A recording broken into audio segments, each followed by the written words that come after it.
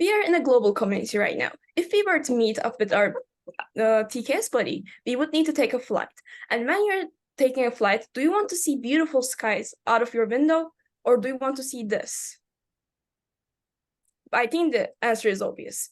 Every year, aviation industry contributes 1.3 billion tons of carbon dioxide to global emissions, and carbon dioxide is a major greenhouse gas which contributes to the climate change.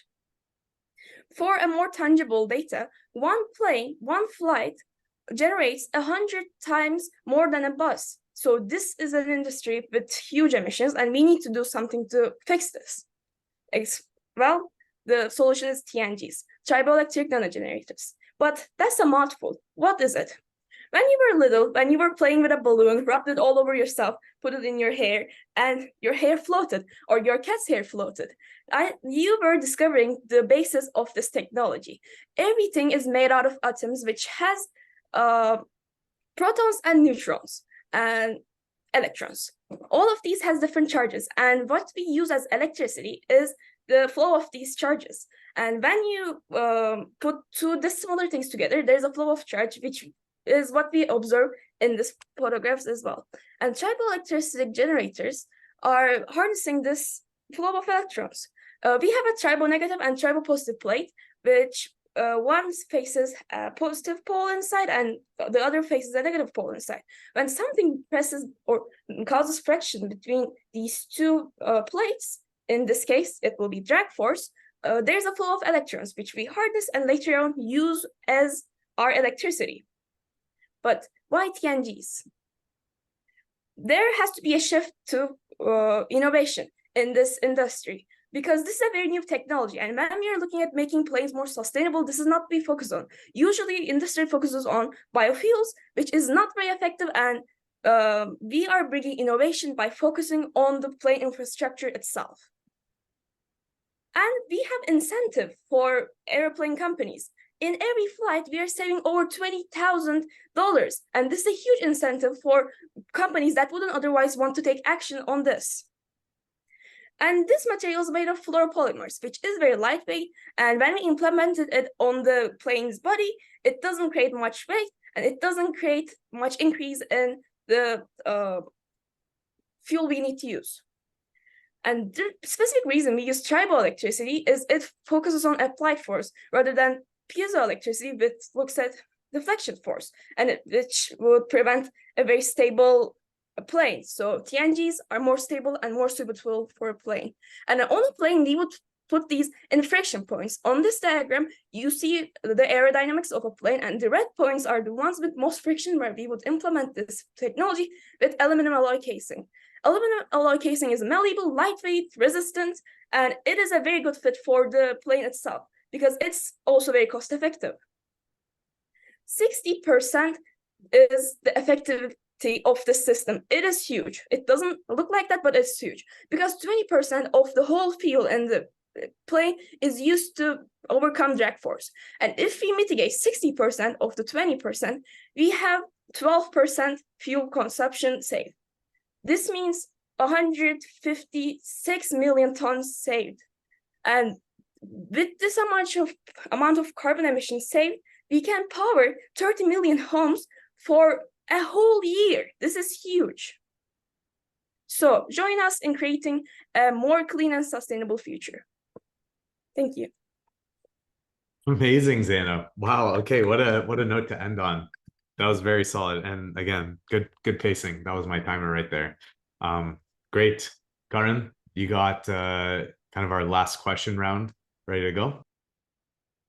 Yeah, it was good energy. I'm wondering, when you think about the solution, how do you think about like where you fit in the supply chain for like airplane manufacturing? This would be a B2B solution in two different stages. One is plane production moving forward. We would work with companies like Airbus and Boeing to supplement them with this technology when they're creating their new planes. But also we need to work on improving the currently existing planes, where the airlines comes in. We need to market our product, and we are very enticing. We have a very big cost save for them. So we would have these implemented in regular checkups of the planes. And this is like as easy as an aluminum sheet. You can just put it on, stick it on the plane's friction points, and it will generate electricity basically. So given that it's just an aluminum sheet, you just stick it on. So what's the complicated part, right? I think we were kind of missing the science. So within the aluminum sheet, how do you make it very different than the aluminum foil I'm using to heat up some food? How are you thinking about the manufacturing? And okay, you're gonna share your screen. I'll let you go. I will go back to the diagram really quickly. Okay, here it is.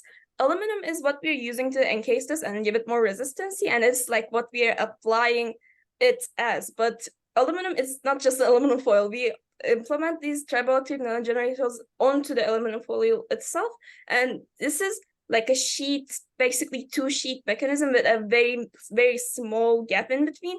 And when we have this force coming towards, they're going to touch each other, and we're generating the electricity through a very, very simple principle I showed with the balloon. And like the science part of it that might be the most challenging is the electricity storage. But with an industry that also like gives a very big portion of its innovation to electricity storage, it is quite easy to just redirect the generate electricity to, for example, inner lights of the plane, the electricity that is used within the plane. Yeah. So within the aluminum, right? What are the materials involved? How are you sourcing these materials? The materials involved are fluoropolymers, which are like very accessible key materials in different parts of nanotechnology. And yeah. So what's preventing from this happening today? Like, why is it that's not happening today? Lack of awareness. This is a very new technology, and as I said, it doesn't have really focus on it. There are efforts on making the industry more sustainable, but they're usually focused on the fuel part, which actually comes with a lot of challenges in efficiency when it comes to biofuels. And since there are not a lot of focuses on implementing this onto the body of the plane itself, it's just under the radar. I'd like to add like that it's like very new compared to like piezoelectric ones, which are less adaptable because you can't use as many materials as you can use in triboelectric ones. Like usually when we think about making planes more sustainable, we're using like biofuels and other things that are very, very costly. And that's why planes don't have incentives to actually put them in. So that's why this is not only cost effective, it's very like efficient. As we see, it's like as a 60% efficiency rate. Amazing.